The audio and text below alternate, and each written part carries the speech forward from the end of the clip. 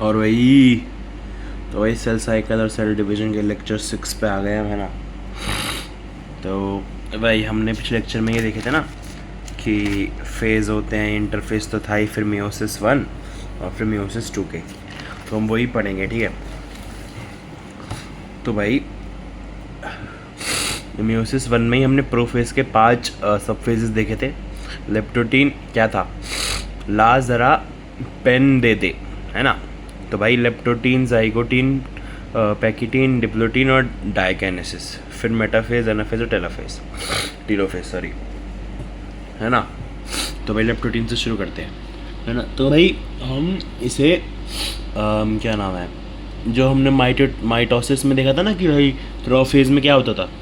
Prophase में भाई एक तो जो था हमारे सेंट्रियोल जो थे वो स्टार्ट कर जाते थे टू मूव टुवर्ड्स द पोल, है ना, और फिर मेटाफेज में आके वो पहुंचते थे, है ना। और वही प्रोफेज में ही जो था, प्रोफेज में ही जो एंड में होता था, प्रोफेज के एंड में जो था हमारा न्यूक्लियोलस, क्या नाम है, न्यूक्लियर एनवेलप, ERGC वगैरह, ये भी डिसअपीयर हो जाते थे, है ना, ताकि स्पिंडल फाइबर जब शूट करने तो फिर कोई बीच में ना आ जाए सामान, समझ रहे हो।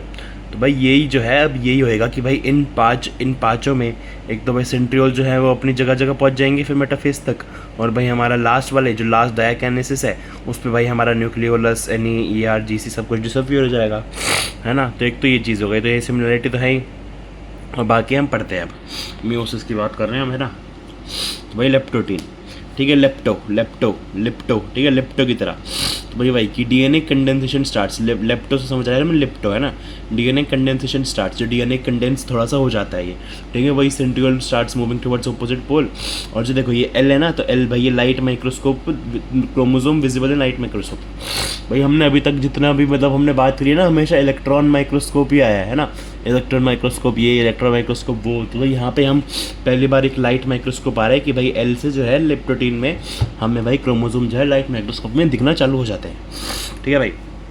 अब जाइगोटीन आया, ठीक है, जाइगोटीन आया तो देखो Z जो है ना, इसको अगर हम मिरर के सामने रख देंगे तो ये S की तरह दिखेगा, है ना, S की तरह दिखेगा। तो S से सिनेप्सिस, ठीक है, सिनेप्सिस क्या है भाई, ये जो देखो जैसे 2 क्रोमोसोम थे ना, वो जो हैप्लॉइड क्रोमोसोम, हैप्लॉइड नहीं सॉरी, हो क्या नाम है उसका, रे रे रे रे रे रे होमोलोगस, सॉरी, हाँ, होमोलोगस क्रोमोसोम्स, हाँ। तो भाई जो ये सिनेप्सिस हो जाता है, भाई सिनेप्सिस क्या है भाई, प्रोटीनेशियस सिनेप्टोनेमल कॉम्प्लेक्स, ऐसा एक कनेक्ट सा हो जाता है, ठीक है भाई। ये एक में ऐसे कनेक्ट हो गया, और भाई इससे ना बाइवेलेंट या फिर टेट्राइड फॉर्म हो जाता है। बाइवेलेंट क्या है, 2 क्रोमोसोम्स, या फिर टेट्राइड 4 क्रोमेटिड्स, है ना, 4 क्रोमेटिड्स या फिर 2 क्रोमोसोम्स, ठीक है, ये जो है फॉर्म हो गया है, ठीक है। ये सिनेप्सिस हो गया, यही सिनेप्सिस है, ये प्रोटीनेशियस सिनेप्टोनेमल कॉम्प्लेक्स जो है बीच में वो बन जाता है, ठीक है भाई।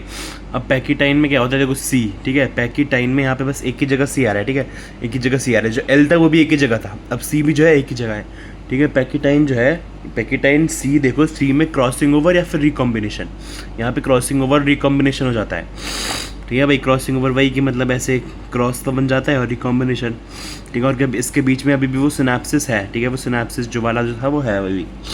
अब इसमें जो है ना, इसमें टेट्राइड इज मोर विजिबल, यहाँ पे टेट्राइड मोर विजिबल होता है, और यहाँ पे ये जो है ये रिकॉम्बिनेशन नॉड्यूल होता है, ठीक है, रिकॉम्बिनेशन नॉड्यूल, हाँ। तो भाई रिकॉम्बिनेशन नॉड्यूल भी हमें दिख रहा है ऐसे लाल लाल सा, है ना। और एक सेकेंड, सॉरी।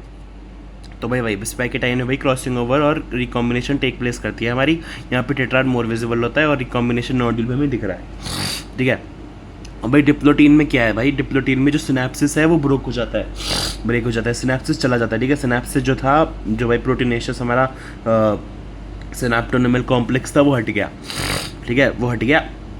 और अब बस ये एक्स शेप जो हमने क्रॉसिंग देखा था उसमें एक्स शेप बस ये बचा, तो एक्स शेप्ड कायज़माटा बोलते हैं, ठीक है, chiasmata is formed, S shaped chiasmata form हो जाता है ये, ठीक है भाई।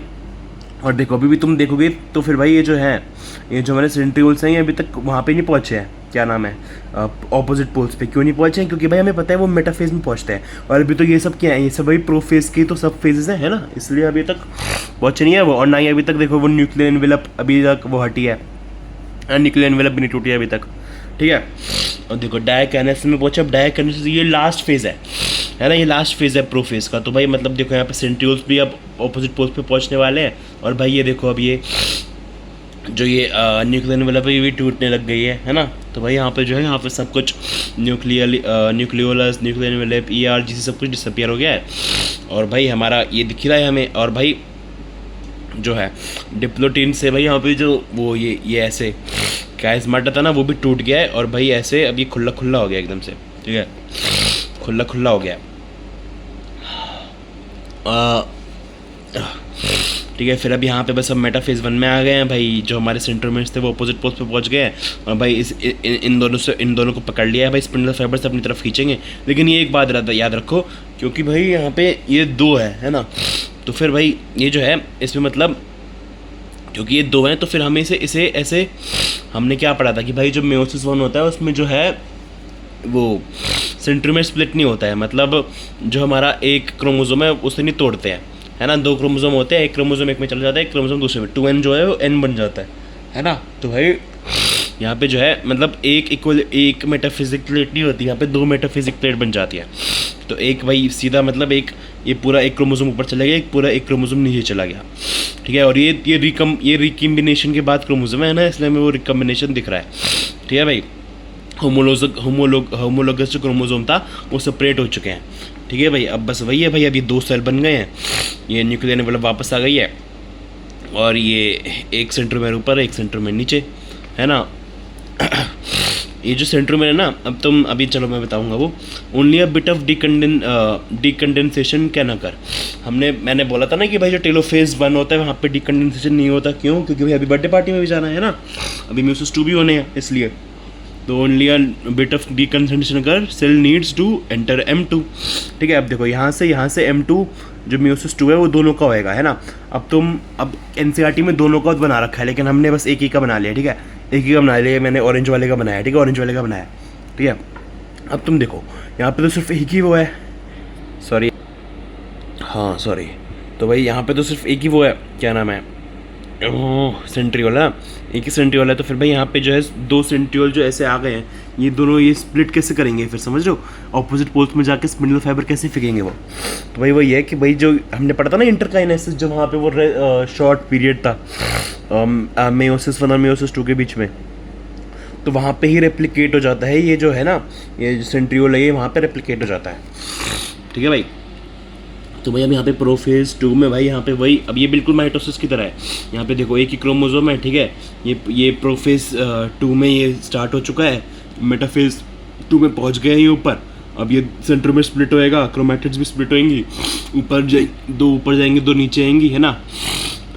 अब देखो ये क्योंकि ये रिकॉम्बिनेशन वाले एक साइड, तो फिर एक साइड रिकॉम्बिनेशन वाला चला गया, एक साइड नॉर्मल चला गया पूरा, ठीक है। और यहाँ पे देखो यहाँ पे जो है यहाँ पे पूरी डिकंडेंसेशन हो गई है पूरी, क्योंकि भैया अब तो कच्चे भोजन भी बैठे हो गए, बर्थडे पार्टी से ही वापस आ गए, है ना। तो इसलिए हमें जो है वो जो क्रोमोसोम है वो दिख भी नहीं रहे हैं अब, है ना। इसलिए हमें क्रोमोसोम दिख भी नहीं रहा है ना, मटेरियल दिख रहा है हमें।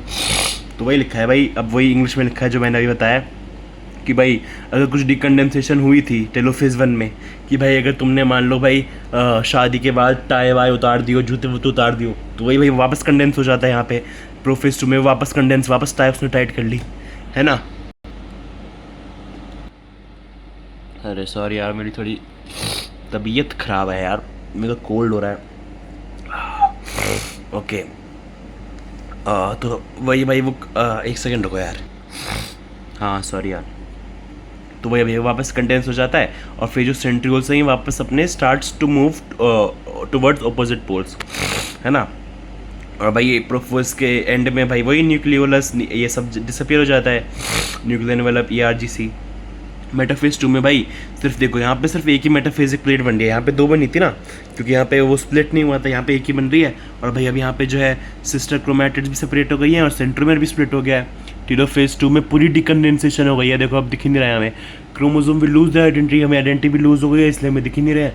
और न्यूक्लियोलस ERGC से ये सब रीअपियर हो गया, सॉरी, रीअपियर वापस ही आ जाता है ये सब, है ना। तो वही भैया बस हम एक तरह से जो मैंने अभी तक बताया वो वापस लिखत में है ये, कि भाई प्रोफेज 1 जो होता है भाई ये जो है लेंदी एंड कॉम्प्लेक्स है भाई, इसलिए हमें 5 सब फेजेस में हमने इसे डिवाइड किया है। लिप्टोटीन में भाई इसे लिप्टो से देखो तो भाई डीएनए कंडेंसेशन स्टार्ट हो जाती है यहाँ पे, और ये लाइट माइक्रोस्कोप एल देखो है ना दिखता है ये। जाइगोटीन इसके भाई मिरर इमेज देखेंगे तो फिर भाई एस बना रहा है, एस मतलब सिनेप्सिस सीन, सिनेप्सिस मतलब सिनेप्टोमल कॉम्प्लेक्स फॉर्म होता है, यहाँ पे बाइवेलेंट टेट्राड भी फॉर्म होता है। बाइवेलेंट मतलब 2 क्रोमोसोम, टेट्राड मतलब 4 क्रोमैटिड्स है ना। पैकेटीन में सी से भाई क्रॉसिंग ओवर और रिकॉम्बिनेशन, यहाँ पे भाई ये दोनों चीज़ें होती हैं। और भाई रिकॉम्बिनेशन में जो है रिकॉम्बिनेस एंजाइम इज एक्टिव, ठीक है। रिकॉम्बिनेस एंजाइम क्या होता है, यहाँ पे काटना और जोड़ना दोनों होता है, ठीक है। रिकम्बाइन में काटना और जोड़ना दोनों होता है, तो काटने वाला एंजाइम न्यूक्लियस होता है, जोड़ने वाला लाइगेज होता है, यहाँ आगे पढ़ेंगे। तो यहाँ पे जो है ये दोनों प्रेजेंट होते हैं। यहाँ पे टेट्राड क्लियरली विजिबल पैकेटाइन में होता है। Pachytene is more time taking than leptotene और जाइगोटीन। भाई देखो लेप्टोटीन और जाइगोटीन में कुछ था ही नहीं भाई, सिनेप्सिस और भाई डीएनए कंडेंसेशन थी। यहाँ पे तो भाई अब यहाँ पे जो है यहाँ पे रिकॉम्बिनेशन और क्रॉसिंग ओवर इतने बड़ी चीज़ें हैं, तो यहाँ पे जो है ज़्यादा टाइम ले रहा है। अब भाई डिप्लोटीन में क्या था भाई, ये जो हमारा सिनेप्सिस वो टूट जाता है और भाई एग शेप्ड काइज़मेटा आ जाता है ना भाई। और भाई क्या है, in many vertebrate oocytes the diplotene can be as long as few months और ईयर्स, है ना। जैसे भाई अगर हम लड़कियों का ही देखें है ना, हम वुमेन का देखें है ना, तो भाई फीमेल्स में भाई क्या होता है एग की फॉर्मेशन जो है बचपन में स्टार्ट हो जाती है ना, मियोसिस स्टार्ट हो जाता है ना। लेकिन तुमने देखा होगा कि पहला एग प्यूबर्टी तक नहीं बनता है ना, मेंस्ट्रुएशन शुरू नहीं होती है प्यूबर्टी तक। तो वही भाई चाहे बचपन में वो स्टार्ट हो गया है, लेकिन भाई ये डायक्टीन में आके वो पॉज हो जाती है, मियोसिस वो पॉज हो जाती है ना। हॉल्ट देखो, meiosis is halted slash stopped in diplotene, है ना। तो भाई डिप्लोटीन में आके वो पॉज हो जाती है। और फिर जब कब शुरू होती है, कुछ सालों बाद नहीं, बहुत सालों बाद प्यूबर्टी में 14-13 साल की उम्र में वापस शुरू होती है वो, है ना। फिर जो है एग वगैरह बनते हैं वगैरह वगैरह, है ना। तो डाइकाइनेसिस क्या है भाई, diakinesis terminalisation of days. Diakinesis में क्या था, डाइकाइनेसिस में भाई ये टूट जाता है, काइस्माटा टूट जाता है ना, काइस्माटा टूट जाता था।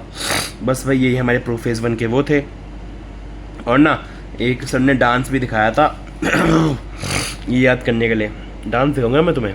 अरे यार ओके रुको यार, वो कैसे दिखाऊँ मैं तुम्हें, रुको मेरे को मुंह में रखना पड़ेगा शायद।